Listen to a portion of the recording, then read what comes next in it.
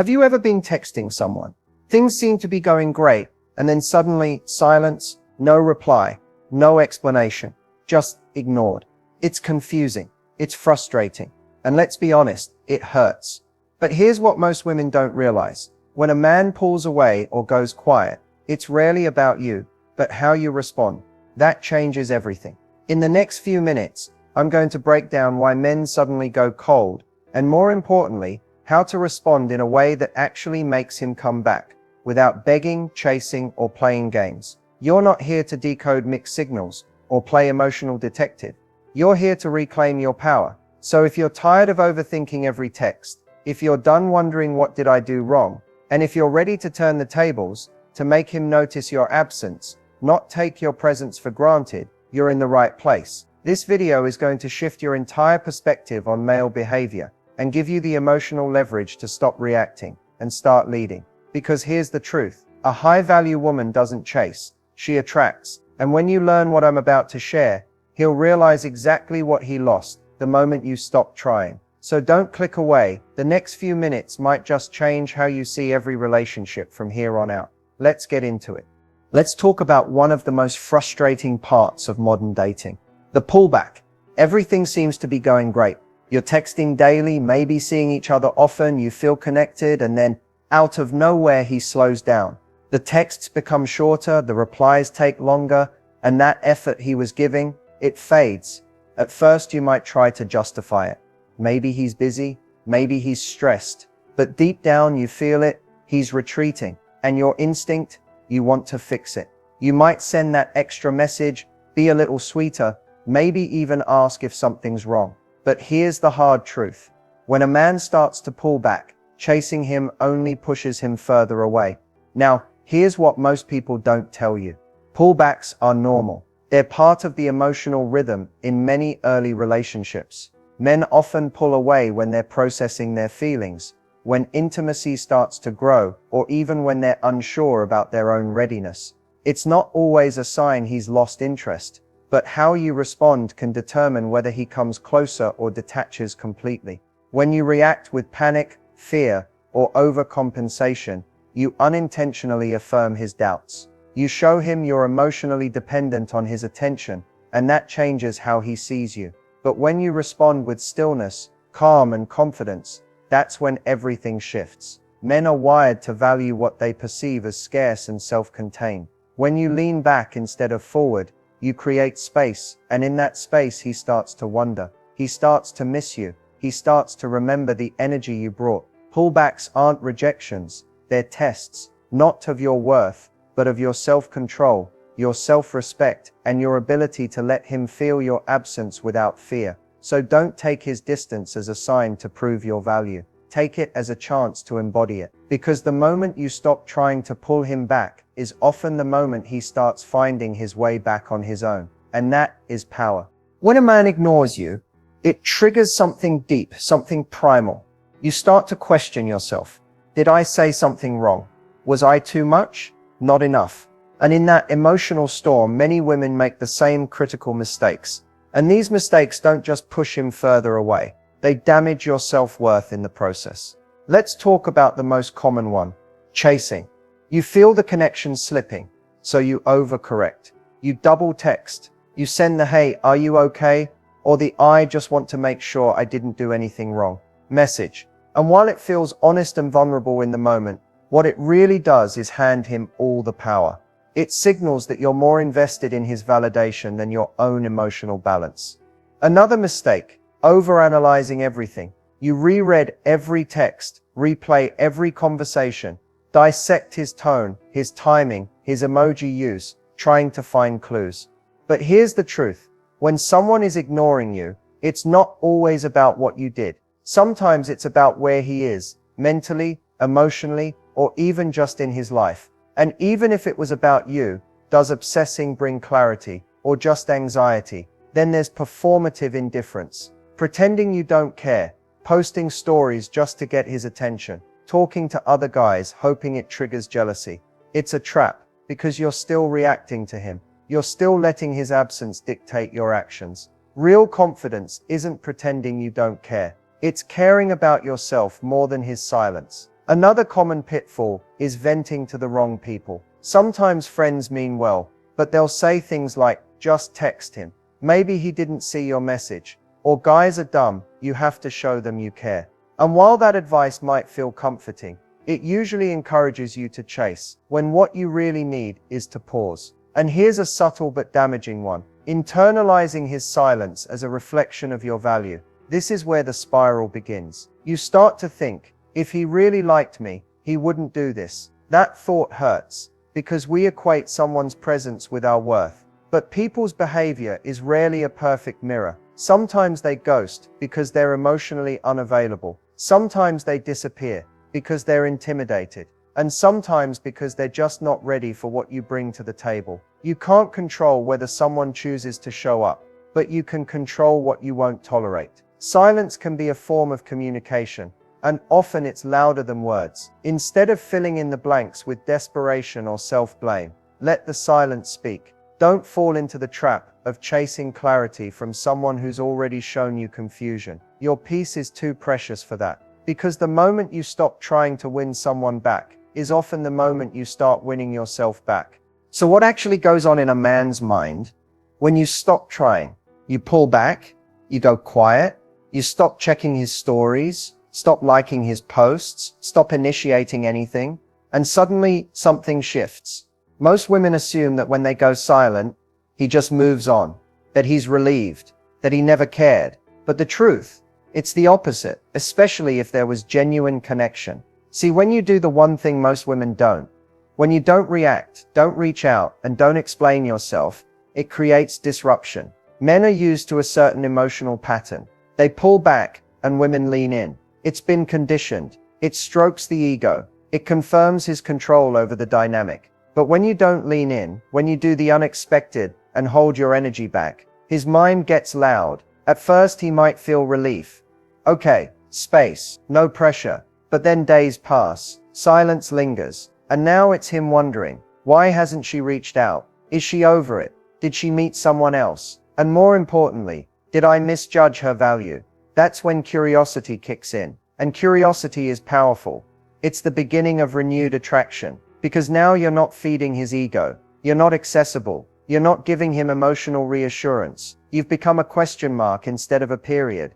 And that mystery rewires his perception of you. Men are hunters by nature. And no matter how evolved we are, that instinct to pursue what feels valuable and rare doesn't go away. When you stop chasing, you signal something deeper. You don't need him to choose you, because you've already chosen yourself. That energy, it's magnetic, it's unspoken, and it flips the entire dynamic. In his mind, your silence creates contrast. He remembers how you made him feel. He starts to miss the attention, the softness, the connection, all the things he quietly assumed would always be there. And without warning, the power shifts. Not because you manipulated him, not because you played a game, but because you finally stopped giving your energy to someone who wasn't meeting you halfway. When you do this, when you go silent with purpose, not with pettiness, it activates a part of him that's been asleep. And suddenly, you become the one who's in control, not by force, but by self-worth. And that's what makes him come back. Not the silence alone, but the strength behind it. Emotional detachment doesn't mean you stop caring. It doesn't mean you become numb or pretend to be heartless. It means you stop making someone else's behavior the compass for your self-worth. Let's be honest. When you've invested in someone emotionally, and they suddenly ignore you, it feels like rejection. It feels personal. But what if I told you the most powerful move you can make in that moment is not to react emotionally at all? That's where emotional detachment comes in. It's the ability to feel everything, confusion, hurt, disappointment, but not let those feelings dictate your actions. It's choosing peace over panic, power over performance. Here's how it works. Instead of spiraling into questions like, why is he doing this? Or how do I get him back? You shift into self-focus. You ask, what do I need right now to feel grounded? Where have I been overgiving? What have I been tolerating that I no longer want to? That's the first step, refocusing the lens back onto you. Next, you create emotional space. That means stopping the over-checking, the over-analyzing, the scrolling through his feed to see if he's watching yours. That habit keeps you mentally tied to him. It feeds an emotional loop where he still holds the power, even in silence. Instead, you fill that space with things that reconnect you with yourself. You get busy, not to distract, but to reclaim. Whether it's hitting the gym, reconnecting with friends, working on your goals, or even sitting in stillness, you remind yourself that your life is full, with or without him in it. And here's where the magic happens. When you detach emotionally, you no longer chase closure. You don't need explanations to feel at peace. You don't need a reply to feel worthy, because your emotional world is no longer tied to his actions. It's rooted in your own internal stability. And that shift, men feel it. They can sense when they no longer have that emotional grip on you. And ironically, that's when they start to return, when they feel the energetic cord has been cut. But by the time they circle back, you're no longer waiting at the same emotional door. You've moved, you've grown, you've elevated. That's what emotional detachment does. It frees you. It gives you back your power without punishing the other person. You don't detach because you don't care. You detach because you do care about your peace, your time, and your energy. And the best part, when you learn how to emotionally detach in a healthy way, no one can ever take your power away again. You become unshakable. Silence. It's one of the most misunderstood tools in dating and relationships. Most people think silence is passive, weak, or just a reaction to being hurt. But when used with intention, silence becomes one of your greatest superpowers. Here's why. When you go silent, truly silent, not pretending, you shift the dynamic completely. You stop giving energy to someone who isn't valuing it. You stop explaining, defending, justifying, and chasing. And in that stillness, everything changes. Because silence creates space. And space is where clarity lives. For him, it creates the space to actually feel your absence. Not just notice it, but feel the void you used to fill. The good morning texts, the constant support, the emotional presence, suddenly, it's not there. And men often don't realize the impact of your presence until you remove it. But silence isn't just about him, it's about you reclaiming your peace. When you stop engaging in emotionally draining conversations, stop reacting to breadcrumbs, stop showing up for someone who isn't showing up for you, you take your energy back. You become the calm in the chaos. You become mystery instead of noise. You become a challenge, not because you're playing games, but because you're in control of yourself. And the truth is, men respect silence more than begging, more than explaining, more than arguing. When you go quiet, it communicates strength. It says, I'm not afraid to walk away. I don't need to convince you of my worth. You either see it or you don't. That's confidence, that's value, that's power. Now let's be clear. Silence is not the same as manipulation. You're not being silent to get a reaction. You're being silent because you've realized that your voice, your attention, and your presence are valuable, and you're no longer offering them to someone who doesn't appreciate them. And in that silence, you start to hear something else yourself. Your intuition, your self-worth, your standards rising. You begin to see that the version of you who begged for answers, chased after mixed signals, or accepted inconsistency, isn't the woman you want to be anymore. That's the real power of silence. It's not the punishment of someone else, it's the elevation of you. And often when you master this, the person who ignored you comes back, confused, curious, drawn to the energy shift they can't quite explain. But by then, you're no longer the same woman waiting for a text. You're the woman who realized she didn't need one. Silence isn't empty. It's full of everything you stopped giving away for free. And once you understand that, you'll never be afraid to use it again. Let's talk about what really happens when you reclaim your energy and power. Not in theory, but in practice. Because after being ignored, ghosted, or emotionally neglected, it's so easy to fall into the trap of giving everything away. Your thoughts, your emotions, your time, all trying to figure out what went wrong or how to win someone back. But the truth is, the more energy you give to someone who isn't giving it back, the more disconnected you become from yourself.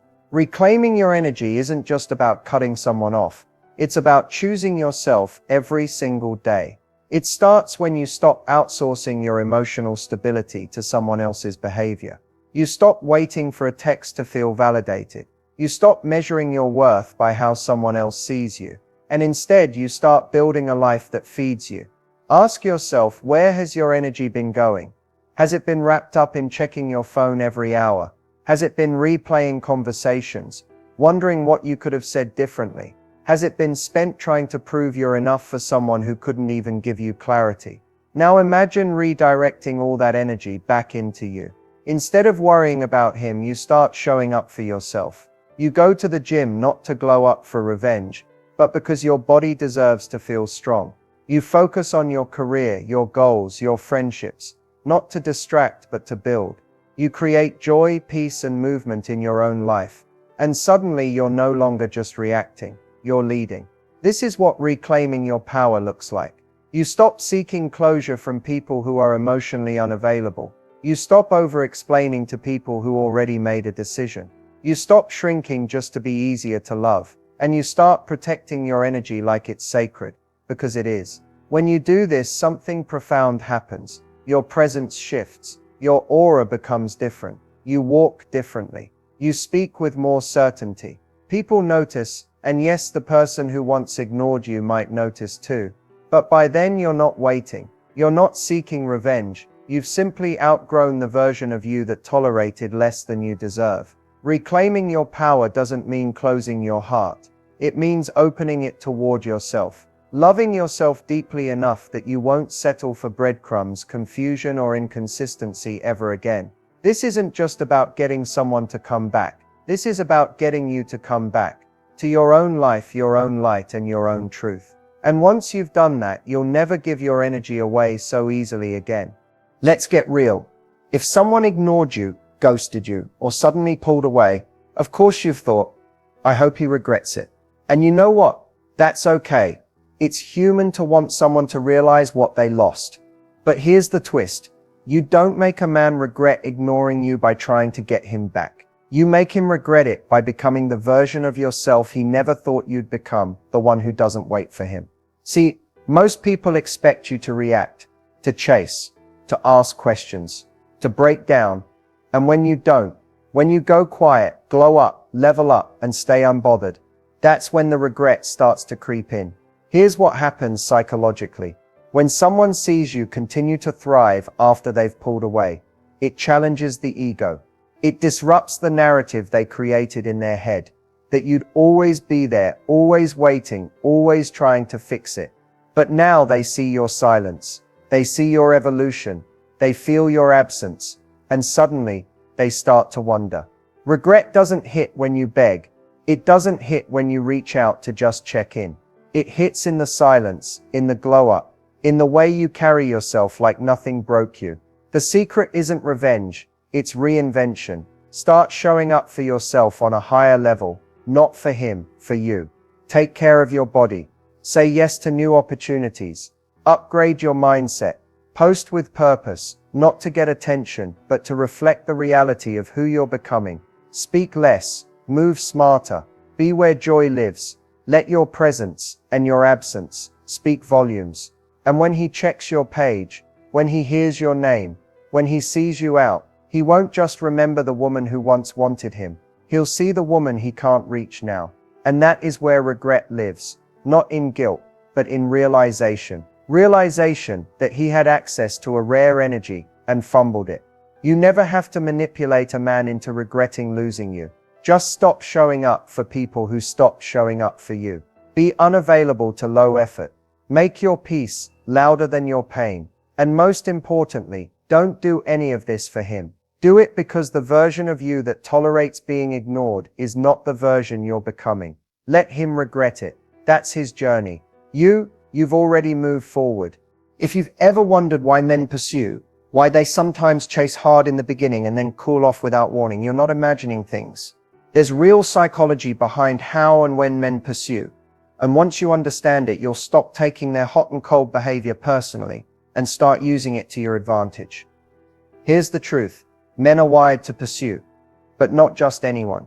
They pursue what feels valuable, slightly out of reach, and emotionally rewarding, but not easy to control. The moment you hand over your time, energy, and attention without boundaries, the chase loses its tension. And without that tension, his pursuit fades. Not because he's cruel or calculating, but because biologically and psychologically, most men are motivated by challenge and reward. Now don't confuse this with game playing. This isn't about acting like you're unavailable just to trigger him. It's about becoming someone who is genuinely fulfilled, grounded and selective, because that energy is magnetic. When a woman is centered in herself, when she doesn't rush, doesn't over-explain, doesn't seek constant validation, she sends a silent message.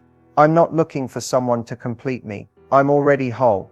That's when male pursuit intensifies. Why? Because he senses that he has to earn access to your world. And that's the difference between a temporary thrill and long-term attraction. Another key element is emotional unpredictability. Not drama, but depth. A woman who knows herself, who isn't afraid to walk away, who has passions, purpose and peace. She's unpredictable in the best way. She doesn't cling. She doesn't collapse. She doesn't orbit around his availability. And that unpredictability, it's intoxicating. Men also pursue when they feel like they're contributing to your life, not becoming your life. They want to feel needed, not for your survival, but for emotional impact. When he sees that his presence adds value, not rescues you, it activates his masculine energy, the part of him that wants to provide, protect, show up, and win you. But the moment he feels like the prize, while you're proving yourself, the pursuit flips. Now you're chasing, and he's retreating. To keep a man in pursuit mode, you have to stay connected to your self-worth. You have to remember that your presence is a privilege, not something he's entitled to. Let him meet you halfway. Let him initiate. Let him wonder what's on your mind, instead of always offering it first. Because the moment you stop overgiving and start observing, the moment you let him show you his intentions instead of assuming them, that's when the right ones pursue, and the wrong ones, they fade, just like they're supposed to. Here's the ultimate truth to take away from everything we've talked about today. You are the prize, not because you need someone to validate you, but because your worth is inherent, unshakable, and non-negotiable. When a man ignores you, it can feel like a loss, like your value is diminished. But that's never true. Your value isn't determined by his attention or absence. It's determined by how you see yourself, how you carry yourself, and the boundaries you set. Becoming the prize means owning your power. It means living your life on your terms, not bending or shrinking to fit someone else's idea of you. It means showing up for yourself first, with confidence, grace, and unwavering self-respect.